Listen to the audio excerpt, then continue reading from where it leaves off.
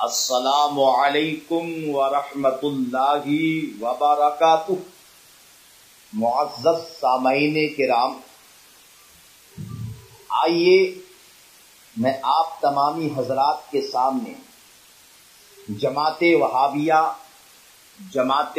نجدیہ، جماعت یزیدیہ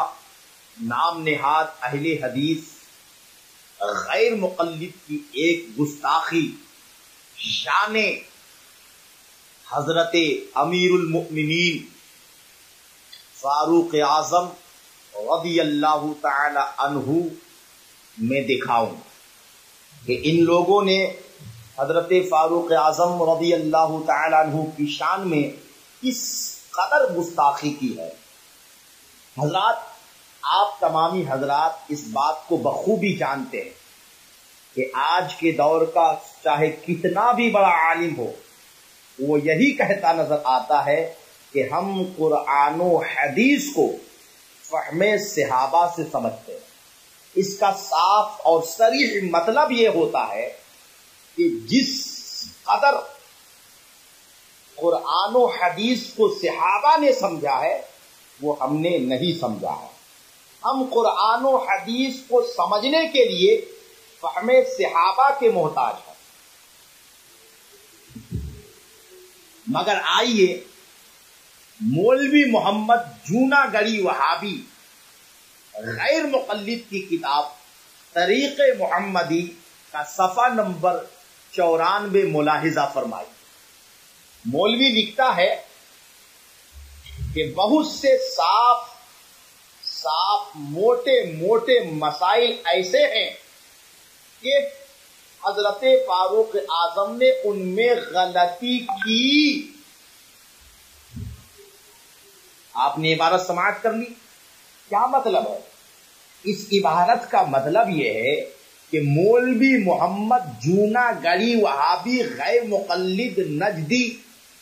یزیدی یہ کہنا چاہتا ہے کہ حضرت فاروق اعظم رضی اللہ تعالی عنہ قرآن و حدیث کو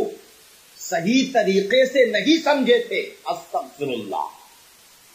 کیوں کہ قرآن و حدیث میں وہ مسائل جو صاف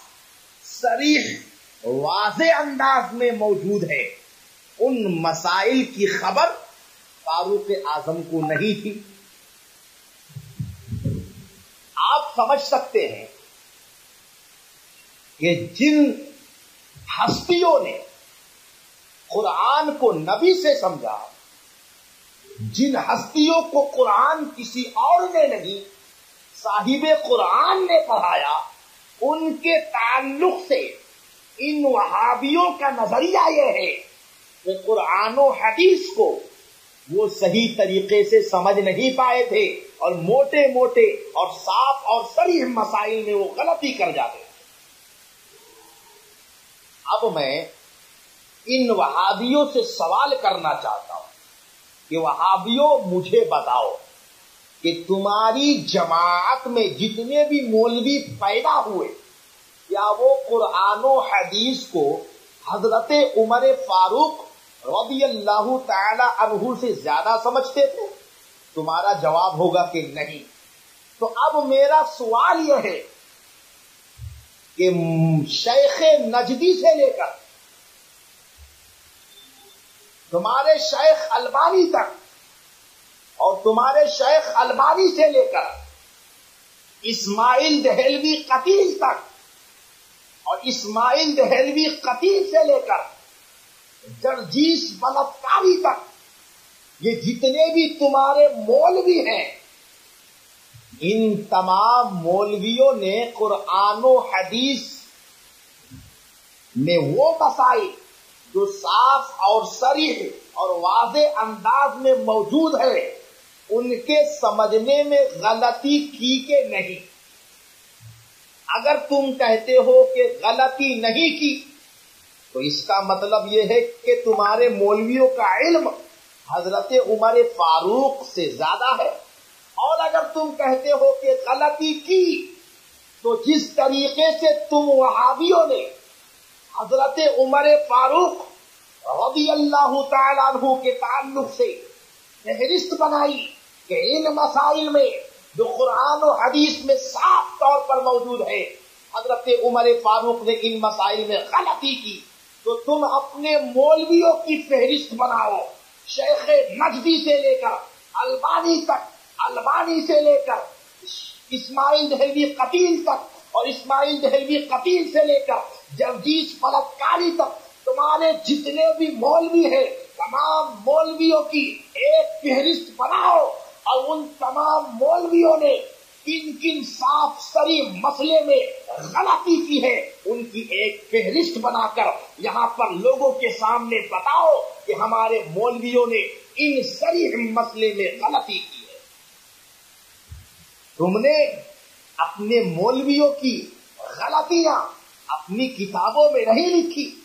تم نے اپنے مولویوں کے تعلق سے فہرست نہیں بنائی، مگر تم نے صحابی رسول کی فہرست بنا دی اور لوگوں کو یہ نظریہ دے دیا کہ صحابی رسول قرآن و حدیث کو سمجھنے میں غلطی کر گئے۔ لعنت ہے تیرے مذہب پر وہابی، تم سارے وہابی مل کر مولوی محمد جونا گڑی وہابی یہ ساری کتابیں اٹھا کر ایک فہرست بناؤ